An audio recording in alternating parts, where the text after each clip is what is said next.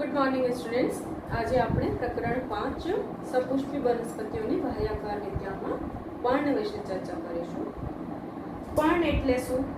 આપણને ખબર છે કે પ્રકાંડમાં રહેલી ગાંઠના ભાગથી ઉદ્ભવે છે. ઠીક છે. અને પર્ણ જે છે લીલા કલરની હોય, પ્રકાશ સંશ્લેષણમાં ભાગ લે છે. તો પહેલી વાત તો પર્ણ જે છે પ્રકાંડ પર ઉદ્ભવે પાર્શ્વીય ચપટી રચના છે. ઠીક है.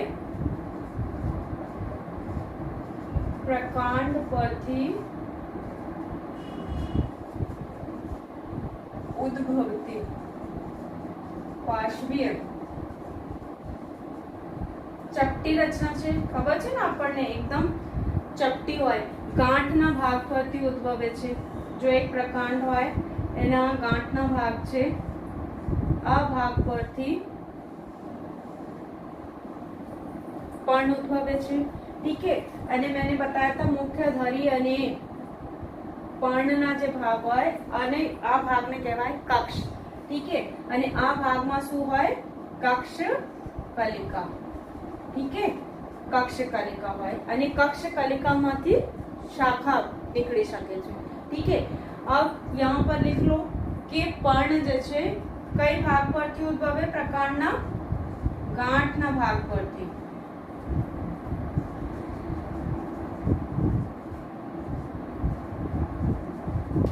એના ગાંઠના ભાગ છે, બધા ગાંઠ. ઠીક है. તો પર્ણ જે છે ગાંઠના ભાગ પરથી ઉદ્ભવે,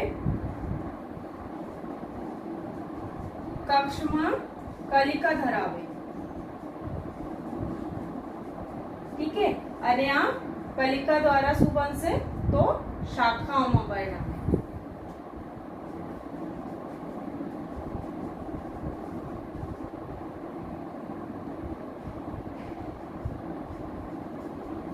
ठीक है. હવે પર્ણ જે છે પ્રરોહના, પર્ણ પ્રરોહના અગ્રીય વર્ધનશીલ પેશીમાંથી ઉદ્ભવે છે. મતલબ પહેલા લખી લો, પ્રરોહ કોને કહેવાય? તો પરમ દિવસના લેક્ચરમાં, ગયા લેક્ચરમાં બતાવ્યા હતા કે મુખ્ય ભાગ જે છે બે ભાગોમાં વહેંચાયેલા છે. હવાઈ ભાગ જે છે પ્રરોહ તંત્ર બનાવે છે. ઠીક है. તો એ જ કહે છે કે પ્રરોહના અગ્રીય વર્ધનશીલ પ્રદેશમાંથી ઉદ્ભવે છે. એના અર્થ શું છે કે દેખો, એક પ્રરોહ છે ને, ઉપરના ભાગ મેં બતાવ્યા था પ્રરોહ તંત્ર છે. ઠીક है. હવે આ જે ભાગ છે ને અગ્રીય વર્ધનશીલ, ઠીક है, એના એક જો એક અહીંયા સાઈડમાં બતાવી દો, એને કાપીને, આટલા ભાગ કાપીને. આ છે પર્ણ પ્રરોહ, આ છે અગ્રીય વર્ધનશીલ પેશી. અગ્રીય વર્ધનશીલ પેશી જે હોય ને એ સાઈડમાં જે છે થોડાક પેશી છોડતી જાય અને વારંવાર વિભાજનથી આ ભાગ વિકાસ પામી શું બનાવી લે? પર્ણના નિર્માણ કરે. ઠીક है. આ જે ભાગ જોઈ રહ્યા છો ને તમે સાઈડમાં, આ છે પર્ણ. और लीफ प्रिमोडिया ने કહેવાય. ઠીક है. એની ડિટેલમાં ચર્ચા કરીશું હવે. એને કહેવાય પર્ણ. ઠીક है. પર્ણ બનાવી રહી છે. આમ તો એને કહેવાય લીફ પ્રિમોડિયા. લીફ પ્રિમોડિયા. ઠીક है. તો આ ભાગ જે છે પર્ણ બનાવે છે, પર્ણમાં રૂપાંતરિત થઈ જાય. અને આ ભાગ છે અગ્રીય વર્ધનશીલ પેશી. ઠીક है. અહીંયા જોવા મળે અને સીધે નીકળતી જાય. અગ્રીય વર્ધનશીલ પેશી આગળ વધતી જાય અને સાઈડમાં પર્ણ બનતી જાય. એટલે અહીંયા નથી લખ્યા પાર્શ્વીય, એટલે કહેવાય કે આ જે અગ્રીય વર્ધનશીલ પેશી આગળ વધી જાય, અહીંયાથી ઉપર નીકળી જાય અને પાછળ પર્ણ બનતી જાય. ઠીક है. એટલે અહીંયા લખ્યા છે કે પાર્શ્વીય, એના પાર્શ્વમાં નીકળે છે ને એટલે પાર્શ્વીય રચના છે પર્ણ. ઠીક है. તો પર્ણ બનાવી રહી છે અગ્રીય વર્ધનશીલ પેશી. ઠીક है.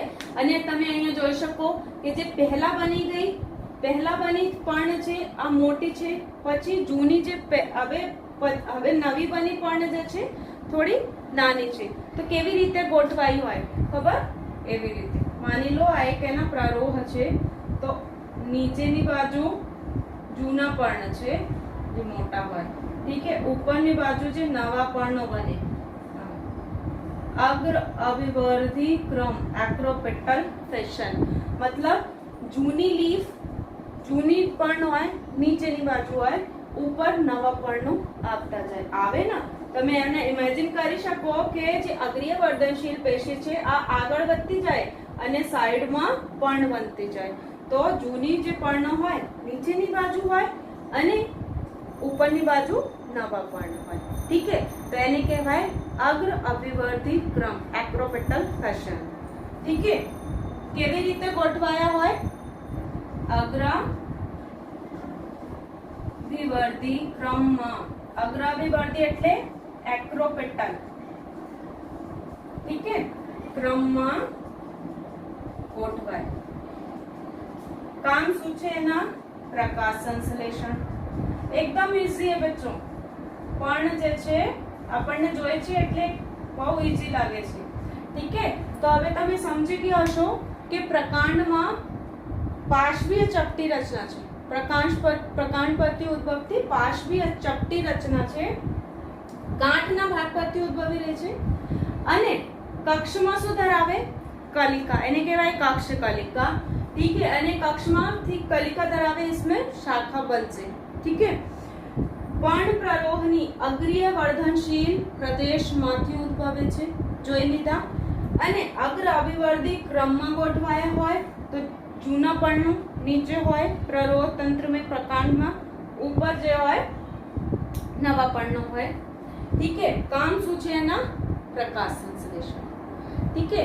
હવે જે લાક્ષણિક પર્ણ છે એના કેટલા ભાગ છે? 3, ઠીક है,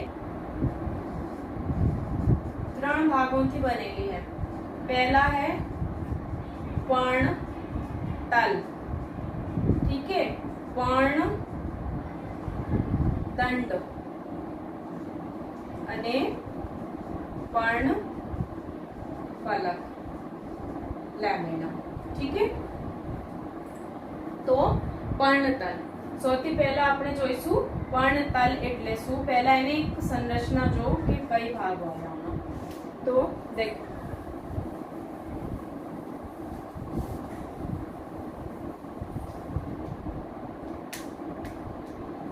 एक लाक्षणिक पर्णમાં કેટલા ભાગ હોય?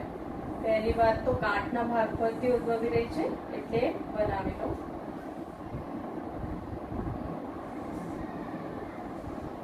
એક પર્ણ એવી હોય ને ચપટી, તો એના જે પ્રકાંડ સાથે જોડાયેલા ભાગ છે પર્ણ દંડ, ઓ સોરી પર્ણ તલ, ઠીક है। જે ભાગ દંડ જેવી સંરચના હોય ને, દંડ જેવી, એને કહેવાય પર્ણ દંડ, ઠીક है। અને આમાં મેં સીધા બનાવી દીધી, ચલો કઈ વાંધો નહીં। અને આ સંપૂર્ણ ભાગ છે પર્ણ ફલક, ઠીક है। તો એના એક બેસિક સ્ટ્રક્ચર એવા હોય। હવે જો કે પર્ણતલ હોય ને જ્યાં, તો આમાં બે નાના પાર્શ્વીય પર્ણ જેવી રચના ધરાવે એને કહેવાય ઉપપર્ણ, ઠીક है। કેટલીક વનસ્પતિમાં હાજર હોય, કેટલીક વનસ્પતિમાં ના હોય, ઠીક है, જરૂરી નહીં કે બધામાં જોવા મળશે, તો એને કહેવાય ઉપપર્ણ, ઠીક है। હવે एनी कक्षा कई कक्षा है?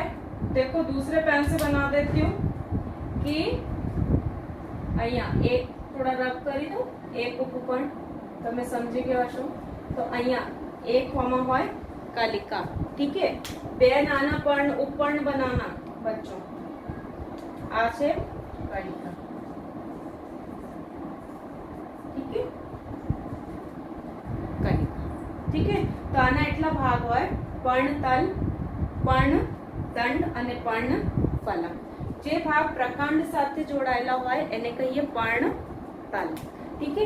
चलो જોઈશું હવે કે લખો पर्णतल કોને કહેવાય? પ્રકાંડ સાથે પર્ણ જે ભાગ દ્વારા જોડાયેલી છે એને કહેવાય પર્ણતલ.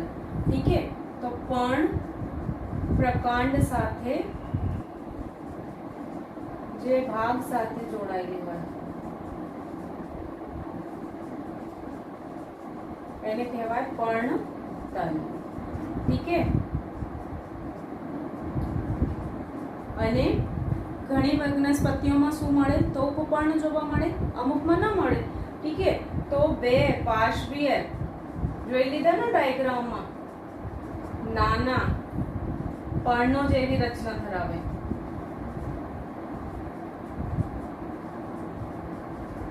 એને કહેવાય ઉપપર્ણ. ઠીક છે, પર્ણતલ જે છે એક દળી वनस्पतिમાં देखो कैसी होंगी, एक दड़ी वनस्पतिમાં પર્ણતલ આવરણમાં વિસ્તરિત થાય. એના અર્થ શું છે પહેલા લખી લો. અને પ્રકાંડને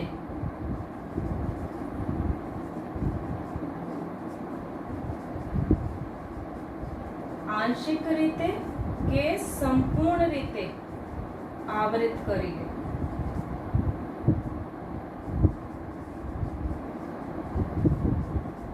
એને કહેવાય આવરક પર્ણતલ.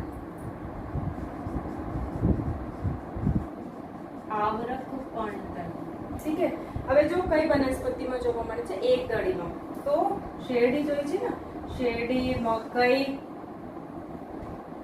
એવી વનસ્પતિઓમાં તો આ ગાંઠનો ભાગ છે. ઠીક છે, અને આ ગાંઠના ભાગ પરથી પર્ણ ઉદ્ભવી રહે છે, તો પર્ણતળ જે છે પહોળા બની જાય. ઠીક છે, દેખો આ ગાંઠના ઉપરથી પર્ણતલ ઉદ્ભવ્યા અને આ પહોળું બની ગયા. ઠીક છે, અને આમ ઉપરની બાજુ છે તમે હવે જોજો શેરડીમાં. ઠીક છે, તો આંશિક રીતે કે સંપૂર્ણ રીતે પ્રકાંડને આવરિત કરી લે, તો એવા પર્ણતલને કહેવાય આવરક પર્ણતલ. ઠીક છે, ચલો હવે બીજા છે કે શિંબી કુળની વનસ્પતિઓમાં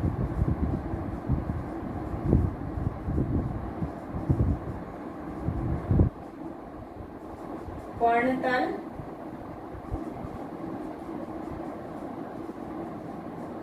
ફૂલીને મોટા બની જાય એને કહેવાય પીનાધાર, પલ્વેનસ. ઠીક છે, કઈ પ્રકારની વનસ્પતિઓમાં જોવા મળી રહ્યા છે? શિંબી કુળની વનસ્પતિઓમાં. ઠીક છે, તો આ છે પર્ણતલ કે પર્ણતલ પ્રકાંડ સાથે પર્ણ જે ભાગ દ્વારા જોડાયેલા છે તો એને કહેવાય પર્ણતલ. બે પાર્શ્વીય નાના પર્ણો જેવી રચના ધરાવે એને કહેવાય ઉપપર્ણ. ઠીક છે, એક દળી વનસ્પતિમાં આ ખાસ યાદ રાખજો, ઇમ્પોર્ટન્ટ है एमसीक्यू કે એક દળી વનસ્પતિમાં પર્ણતળ આવરણમાં વિસ્તરિત થાય અને પ્રકાંડને આંશિક રીતે અથવા સંપૂર્ણ રીતે આવરિત કરી લે, અને એવા પર્ણતલને શું કહેવાય? આવરક પર્ણતલ. ઠીક છે, શિંબી કુળની વનસ્પતિઓમાં પર્ણતલ જે છે ફૂલીને મોટા બની જાય તો એને કહેવાય પીનાધાર. ઠીક છે, હવે નેક્સ્ટ જે છે પર્ણદંડ. પર્ણદંડ. ઠીક છે, પર્ણદંડની સૌથી પહેલા તો રચના જો કેવી છે, લાંબી, પાતળી અને તમે ટચ કરો ને તો એકદમ મુલાયમ હોય. તો લાંબા, પાતળા, નરમ પર્ણદંડ હોય. એના કામ શું છે? કામ છે કે જે પર્ણપત્ર હોય એને એવી રીતે રાખો કે એને પ્રકાશ મળતો રહે. ઠીક છે, તો પર્ણફલકને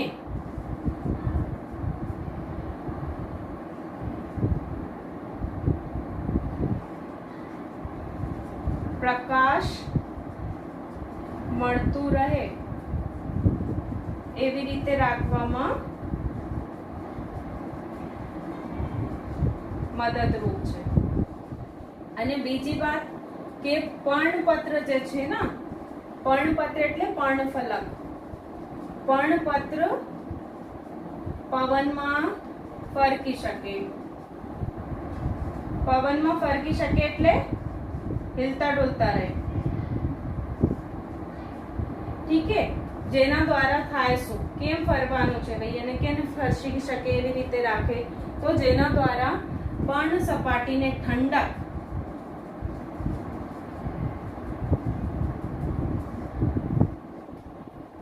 અને તાજી હવા મળી શકે. આ લખ્યા છે ને, તો જો એના અર્થ શું છે, પહેલી વાત તો આ ખબર પડી ગઈ કે એવી રીતે રાખવામાં મદદરૂપ છે કે પ્રકાશ મળતું રહે તો સારી રીતે પ્રકાશ સંશ્લેષણની ક્રિયા ચાલતી રહે. ઠીક છે. બીજી વાત કે પવનમાં ફરકી શકે, મતલબ માની લો આ જે છે પર્ણપત્ર છે और આ પર્ણગણ, તો આમ ફરી શકે છે. ઠીક છે. તો આનાથી શું ફાયદા, ઠંડક મળે છે. જેમ કે તાપમાન વધારે થઈ જતા હોય ને તો મનુષ્ય સજીવ આપણા ઘરમાં આવી જાય. ઠીક છે, કે કોઈ બીજી જગ્યા ચલા જાતે, પણ વનસ્પતિ જે છે એ જગ્યા રહેવાની છે. તો જ્યારે ટેમ્પરેચર વધારે હોય તો આ ફરતા હોય તો આમાંથી બાષ્પોત્સર્જનની ક્રિયા થઈ રહી છે ને, બાષ્પીભવન. ઠીક છે. તો એના દ્વારા જે પાણીના બૂંદ નીકળેલી, પાણીના ટીપા નીકળશે ને થોડી થોડી, તો ફરે તો ઠંડક મળશે, ટેમ્પરેચર નીચું રહે. ઠીક છે, અનુકૂળ રહે ટેમ્પરેચર. એટલે લખ્યા છે કે પર્ણ સપાટીને ઠંડક અને તાજી હવા મળી શકે એવી રીતે રાખે છે. ઠીક છે. નેક્સ્ટ જે છે એનો ભાગ પર્ણફલક. સૌથી મહત્વપૂર્ણ અવિભાગ है पर्णफलक के જેના દ્વારા પ્રકાશ સંશ્લેષણની ક્રિયા થઈ રહી છે. ઠીક છે. તો નેક્સ્ટ એનો ભાગ છે पर्णफलक. जो છે पर्णफलक. ઠીક છે. अब સૌથી ઇમ્પોર્ટન્ટ પોઈન્ટ ભાઈ पर्णफलक એનો સૌથી મહત્વપૂર્ણ ભાગ છે. તો આપણને ખબર છે ને કેવા હોય રંગમાં, લીલું. ઠીક છે. અને વિસ્તરિત ભાગ છે, લીલું વિસ્તરિત ભાગ છે. શું ધરાવે, તો શિરાઓ અને શિરિકાઓ. પહેલા લખી લો પછી હું આમાં એક્સપ્લેન કરું. શિરિકાઓ ધરાવે છે, વેન્સ અને વેનલેટ્સ. ઠીક છે. અને મધ્યસ્થ ભાગે શું જોવા મળે, મુખ્ય શિરા.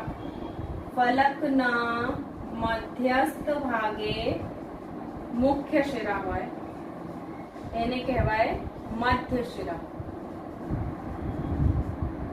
ઠીક है, मतलब આ જે ભાગ બનાય ને, આ જે ભાગ છે આને કહેવાય મધ્ય શિરા. ઠીક है, મુખ્ય શિરા है. એની પાછું એની આજુબાજુ જે છે શિરાઓ. ઠીક है. અને જો આમાં પણ થોડાક વર્ગીકરણ हो गया कि એમાંથી બીજી બ્રાન્ચेस નીકળી ગઈ તો શિરિકાઓ બની ગઈ, વેનલેટ્સ. ઠીક है. તો મધ્યસ્થ ભાગે મુખ્ય શિરા ધરાવે એને કહીએ મધ્ય શિરા. હવે શિરાના કામ શું છે, તો શિરાઓ પર્ણપત્રને દ્રઢતા આપે છે. એના અર્થ છે કે સ્કેલેટન और કંકાલની જેમ કામ કરે. જો પર્ણમાં આમ તમે જોયું કે આ છે શિરાઓ, શિરિકાઓ. ઠીક है. मैंने बताया ना आपको कि જે બીજી આમાંથી શાખાઓ નીકળી આવે શિરિકાઓ, તો એનો શેપ નક્કી થાય છે, એના દ્વારા દ્રઢતા આપે છે. ઠીક है. તો શિરાઓ પર્ણપત્રને દ્રઢતા આપે.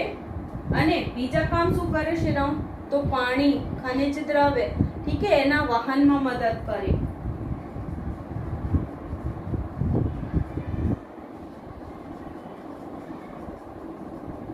પોષક પદાર્થોના વહનના માર્ગ બનાવે.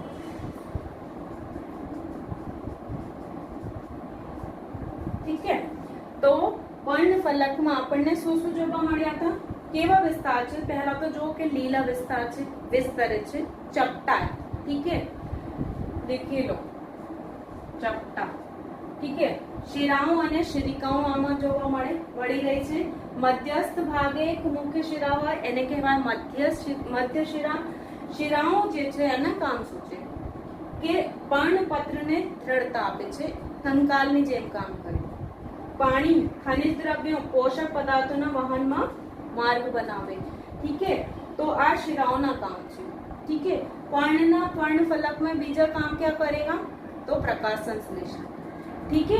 अब देखो કેટલા પ્રકારના પર્ણ હોઈ શકે તમે જોઈ શકો તો એના આકાર કિનારી પહેલા લખી લો પછી ડિફરન્ટ બના કે દિખાતી हूँ। आकार किनारी पर्णाग्र। ठीक है।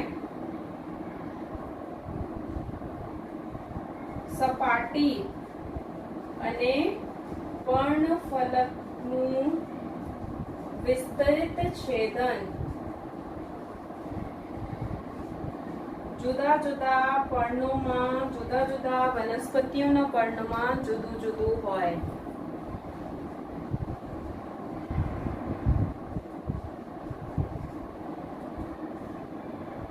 ठीक है। अब एना अर्थ શું છે જે આકાર દેખ सकते हो। આકારમાં તમને ખાલી એક આમનો કેરી હોય ને એવા હોય કેરીના। ठीक है। માની લો આ એક કેરીના પાંદડા છે જ્યારે પીપલના પાંદડા બનાવીને દેખાડો પેન થોડા મોટા है એવા હોય ને પીપલના પાંદડા। ठीक है। હવે જો એના આકાર જુદા છે ખાલી બે માં તમને કમ્પેરિઝન બતાવી રહી છું। ठीक है। એની કિનારીના બીજા એક્ઝામ્પલ આપી દો તો જો તમે એવા હોય કોનામાં જાસૂદના પૌધા જોજો જાસૂદના પર્ણ જોજો એવા હોય એની કિનારી। ठीक है।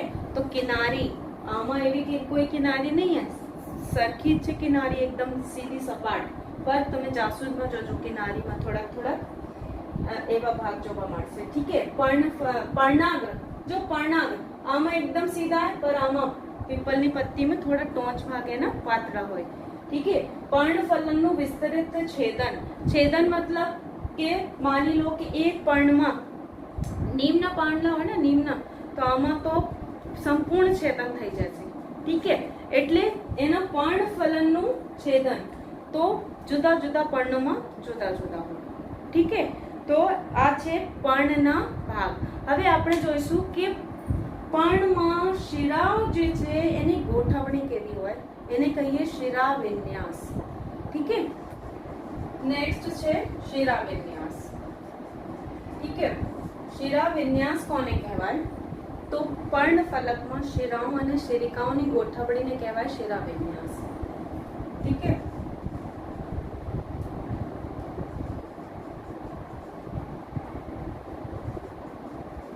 पर्णफलकમાં શિરાઓ અને શિરિકાઓની ગોઠવણીને કહેવાય શિરાવિન્યાસ। બે પ્રકારના હોય બે પ્રકારના શિરાવિન્યાસ જોવા મળે જાલાકાર અને समानांतर रेटिकुलेट। ठीक है। जालाकार शिराविन्यास અને समानांतर शिराविन्यास पैरेलल।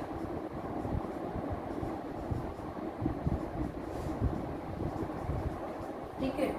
જો શિરાઓની ગોઠવણી શિરાઓ અને શિરિકાઓની ગોઠવણી જે છે જાલના સ્વરૂપમાં હોય તો એને કહીએ જાલાકાર। જો અહીંયા થોડી મોટે બનાવી દેખાડી દઉં पर्णदंड। ठीक है। આ એની મુખ્ય શિરા છે। ठीक है। મુખ્ય શિરામાંથી ઘણી બધી શિરાઓ નીકળે છે। ठीक है। અને આ શિરાઓમાંથી ફરી બ્રાન્ચિંગ થઈ જાય। ठीक है। તો આ એક જાલ જેવી રચના બની જાય। बहुत छोटी छोटी भी निकलेंगी तो આ એક જાલ જેવી રચના બની જાય। ठीक है। તેને કહેવાય જાલાકાર। એવી રીતે સંપૂર્ણ પર્ણમાં હોય હો અને એના કામ શું છે તો કામ તો એના છે ને કે ભાઈ પાણી દ્રવ્યોના વાહન પદાર્થોના વાહન પોષક પદાર્થોના વાહનમાં માર્ગ બનાવવો। તો અહીંયા સુધી કેવી રીતે પહોંચશે પ્રકાંડમાંથી વહન પામી પર્ણમાં જાય તો એના દ્વારા પહોંચવાના છે। એટલે छोटी छोटी खूब सारी શિરિકાઓમાં બધી જાય છે। ठीक है। તો ઘણી બધી જાલાકાર સંરચના બની ગઈ એટલે એને કહેવાય જાલાકાર શિરાવિન્યાસ। मतलब શિરાઓની ગોઠવણી કઈ સ્વરૂપમાં હોય? જાલના સ્વરૂપમાં. તો એને કહીએ જાલાકાર શિરાવિન્યાસ. ઠીક है. જાલાકાર શિરાવિન્યાસ કઈ વનસ્પતિમાં જોવા મળે? તો દ્વિદળી વનસ્પતિમાં. MCQ ઇમ્પોર્ટન્ટ કે જાલાકાર શિરાવિન્યાસ દ્વિદળી વનસ્પતિના પર્ણોમાં જોવા મળે. દ્વિદળી વનસ્પતિના પર્ણોમાં. ઠીક है, જોવા મળે છે. अब देखो समानांतर શિરાવિન્યાસ એટલે શું? કે શિરાઓની ગોઠવણી समानांतर રીતે હોય. મતલબ માની લો એક પર્ણ હોય, મકઈના પર્ણમાં જોજો. ઠીક है, તો આ પર્ણમાં જોડાઈ ગઈ છે. समानांतर શિરાઓની ગોઠવણી કેવી છે? समानांतर. ઠીક है, આમ समानांतर હોય તો એને કહેવાય समानांतर શિરાવિન્યાસ. એક દળી વનસ્પતિના પર્ણોની વિશેષતા છે. ઠીક है. બનાના, કેલાના પર્ણ જોયા છે? કેલામાં જોજો, જે समानांतर શિરાવિન્યાસ હોય ને, આમાં ખબર નહીં પડે કે મુખ્ય શિરા કઈ છે. ઠીક है, જે મધ્ય શિરા કઈ છે. બધી શિરા એક જેવી લાગે છે. ખાલી બનાના, કેળા હોય ને, કેળામાં એક મોટી શિરા હોય, આ મુખ્ય શિરા છે બસ. ઠીક है. પછી આમ समानांतर શિરાવિન્યાસ હોય. બનાનામાં ખાસ જોજો, કેળામાં જેની ઘરની આજુબાજુમાં હોય. ઠીક है. મકઈમાં જોજો. ઠીક है. પીપલના પાંદડામાં જોજો કે જાલાકાર વિન્યાસ જોવા મળશે. તો समानांतर વિન્યાસ કોને કહેવાય? કે શિરાઓની ગોઠવણી કેવી હોય? समानांतर. પર્ણફલકમાં શિરાઓની ગોઠવણી સંપૂર્ણ લખી લેજો તમે. समानांतर હોય કે શિરાઓ समानांतर રીતે ગોઠવાયેલા હોય. ઠીક है, તો એને કહેવાય समानांतर શિરાવિન્યાસ. કઈ પ્રકારની વનસ્પતિમાં? તો એક દળી વનસ્પતિના પર્ણોમાં જોવા મળે. આ MCQ છે ખાસ. ઠીક है. હવે આપણે જોઈશું કે પર્ણના પ્રકાર કેટલા હોય. દેખો, પર્ણના પ્રકારો. ઠીક है. પર્ણના પ્રકાર કોની ઉપર હોય? કે પર્ણમાં છેદન થઈ ગયા છે કે નહીં. ઠીક है. પર્ણમાં જો છેદન થાય, સંપૂર્ણ છેદન થાય, और પર્ણ જે છે સંપૂર્ણ રીતે ખંડિત થઈ ગયા તો સંયુક્ત પર્ણ. જો નથી થયા તો સાદા પર્ણ. ઠીક है. જો બે પ્રકારના પર્ણ આપણને જોવા મળે.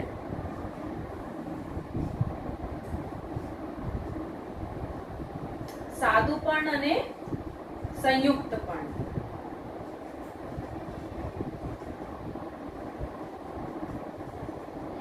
ઠીક है. સાદું પર્ણ કોને કહેવાય? કે જ્યારે પર્ણફલક અખંડિત હોય. ઠીક है. ખંડન નથી થયા, એને છેદન નથી થયા, તો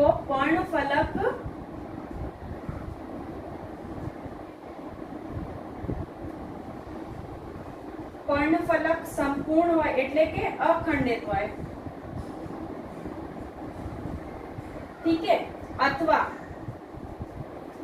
પર્ણફલક સંપૂર્ણ અખંડિત તો સાદા પર્ણ, અથવા પર્ણફલકના છેદન થયા હોય. હવે ધ્યાનથી વાત સાંભળજો. પર્ણફલકના છેદન થયા હોય પરંતુ આ છેદન મધ્ય શિરા સુધી પહોંચેલું ના હોય.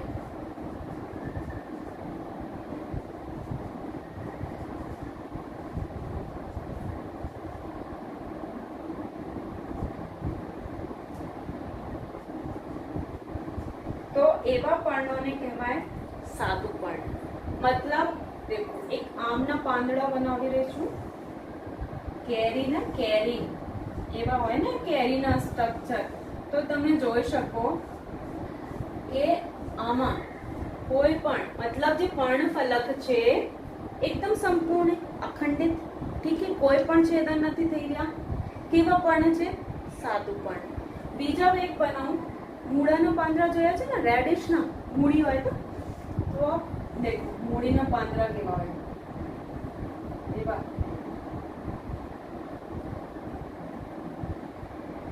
હવે તમે જોજો ધ્યાનથી, જે કંઈ ભણાવી રહી છું ઘરમાં બધી વસ્તુ હોય તો આ પણ એક સાદું પર્ણ છે. શું કહી રહ્યા છે કે પર્ણ ફલકમાં છેદન થયા હોય તો છેદન તો થઈ રહ્યા છે, પર્ણ ફલકમાં છેદન થઈ રહ્યા છે, પણ આ છેદન મધ્ય શિરા સુધી પહોંચેલું ના હોય. મતલબ અહીંયા આ મધ્ય શિરા છે ને, તો અહીંયા સુધી તો નથી પહોંચેલા, એટલે કે પર્ણ ફલક ના છેદન થયા, મધ્ય શિરા નથી पहुंचेला, એટલે સાદું પર્ણ છે. ठीक है, मैंने इसका एग्जांपल आपको बताया मूड़ो रेडिश में. ठीक है, रेडिश में જોવા મળે છે. ठीक है, અને સંયુક્ત પર્ણ કોને કહેવાય? તો પર્ણ ફલકના છેદન મધ્ય શિરા સુધી પહોંચી જાય તો એને કહેવાય સંયુક્ત પર્ણ. ठीक है, પર્ણ ફલકમાં છેદન થાય અને આ છેદન મધ્ય શિરા સુધી પહોંચે. ठीक है,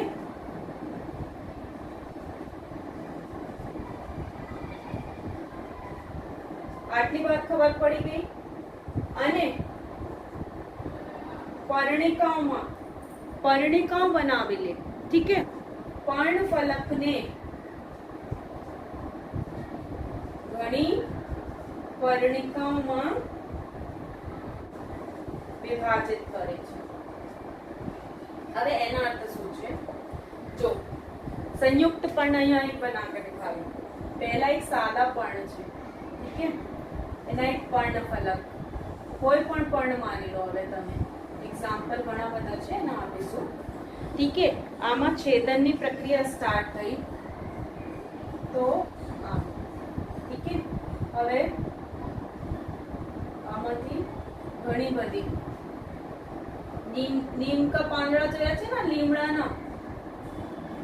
ठीक है, તો એવી રીતે આ જે છેદન છે ક્યાં સુધી પહોંચી ગયા?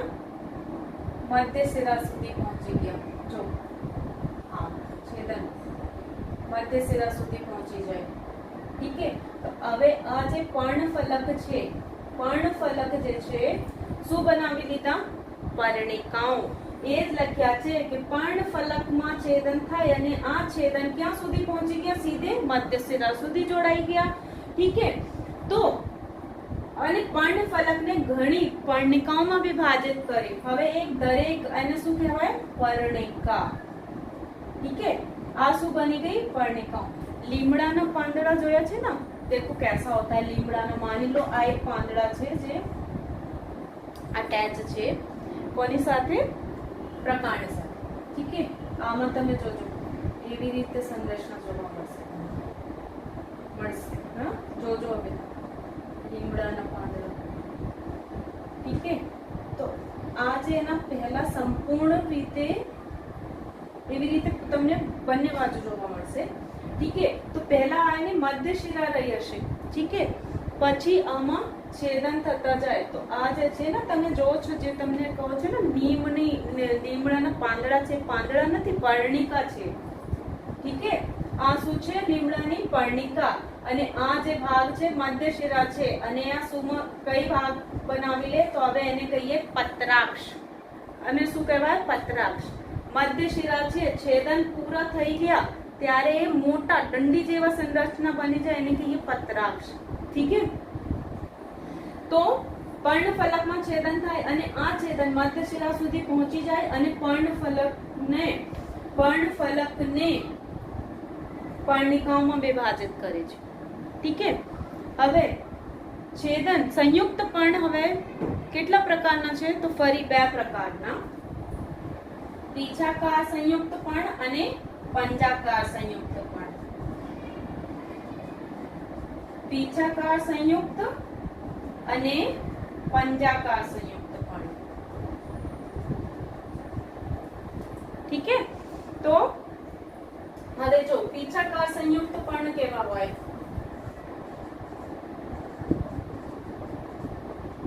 પીછાકાર સંયુક્ત પર્ણ એ કેવા હોય? તો દેખો હવે લીમડાના એક્ઝામ્પલ આપ્યા છે ને કે જો છેદન પર્ણફલકના છેદન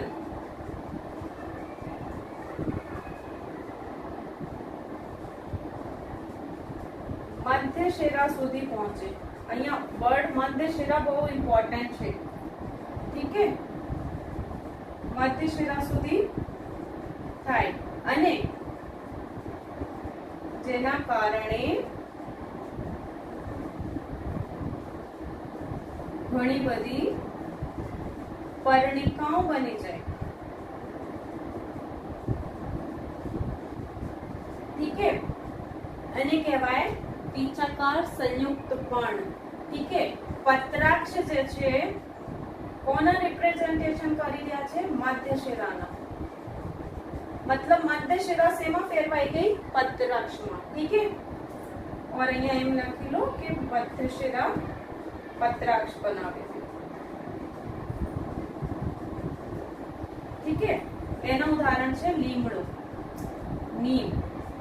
आप देखो, आपको फिर से बता देती हूँ कि આ જે ભાગ છે ને નીમ, હવે જોજો તમે છોકરાઓ एवा हुआ है, ठीक है।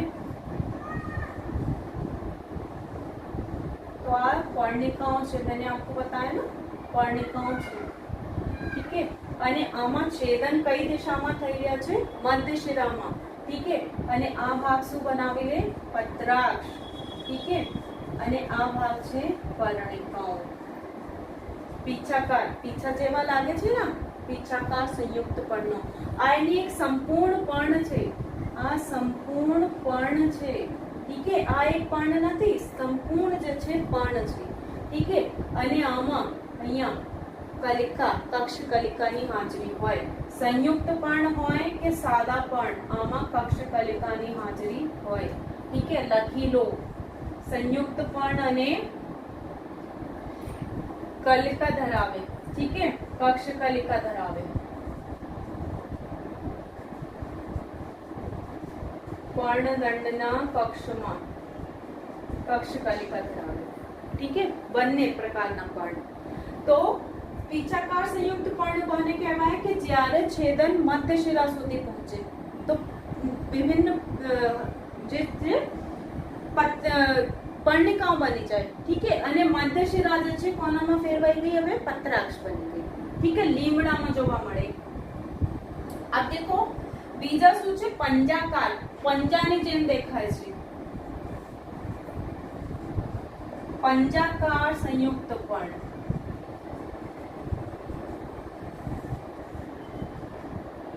पर्णिकाओं एक જ સામાન્ય બિંદુ, એટલે કે પર્ણદંડના ટોચના ભાગ છે, આ વર્ડ બહુ ઇમ્પોર્ટન્ટ છે, ટોચના ભાગે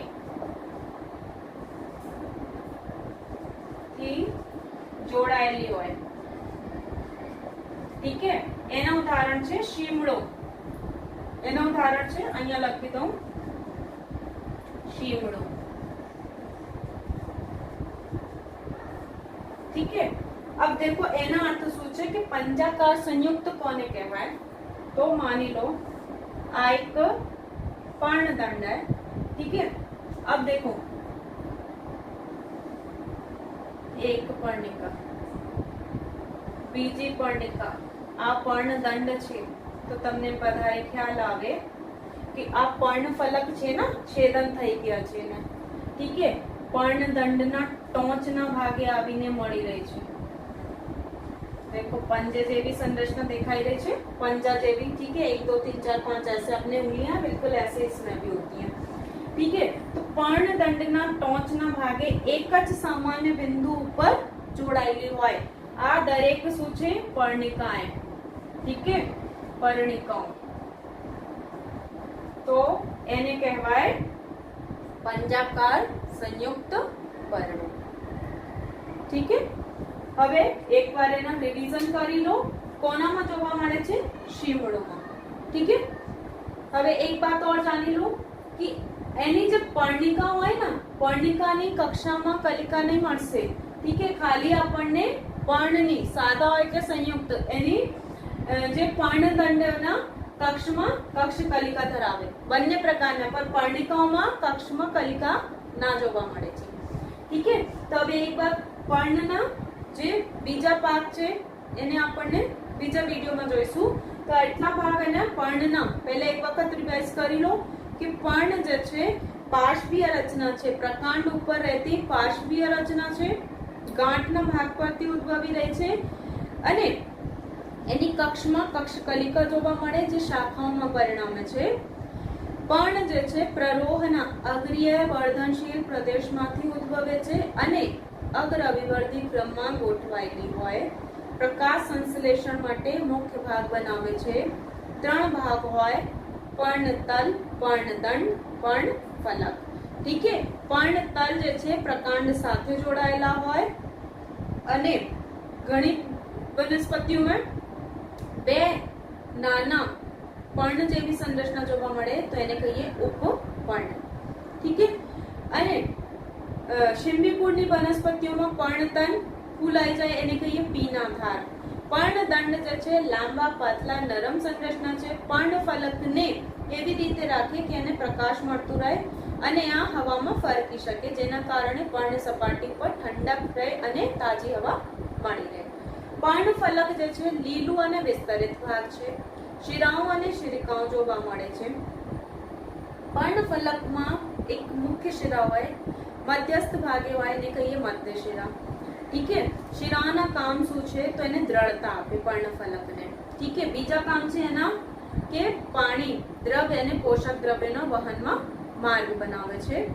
પર્ણફલકની જે કિનારી હોય, આકાર, પર્ણાગ્ર અને જે છેદન એના વનસ્પતિઓમાં જુદા જુદા હોય. ઠીક છે, આપણને એની આકૃતિ પણ જોઈતી. શિરા વિન્યાસ કોને કહેવાય તો પર્ણફલકમાં શિરાઓ અને શિરિકાઓની ગોઠવણીને કહેવાય શિરા વિન્યાસ. 2 પ્રકારના શિરા વિન્યાસ હોય, જાલાકાર અને સમાનાંતર. જાલાકાર શિરા વિન્યાસ એટલે શિરાઓની ગોઠવણી જાળીના સ્વરૂપમાં હોય. ઠીક છે, દ્વિદળી વનસ્પતિઓમાં જોવા મળે. એકદળી વનસ્પતિમાં समानांतर शिरा विन्यास जोवा मळे, मतलब शिराओनी गोठवणी समानांतर रीते होय, एकबीजाने समानांतर होय. ठीक है. पर्णना प्रकार तो 2 प्रकारना पर्ण होय, सादु पर्ण અને સંયુક્ત પर्ण. સાદા પर्ण કોને કહેવાય કે પર્ણફલક સંપૂર્ણ હોય કે અખંડિત હોય, અથવા પર્ણમાં છેદન, પર્ણફલકમાં છેદન શરૂ થઈ ગયા પરે મધ્ય શિરા સુધી પહોંચતા નથી, તેને કહેવાય સાદા પर्ण. સંયુક્ત પર્ણ કોને કહેવાય કે પર્ણફલકમાં છેદન થાય અને મધ્ય શિરા સુધી પહોંચી જાય અને પર્ણફલકને પર્ણિકાઓમાં વિભાજિત કરી દે.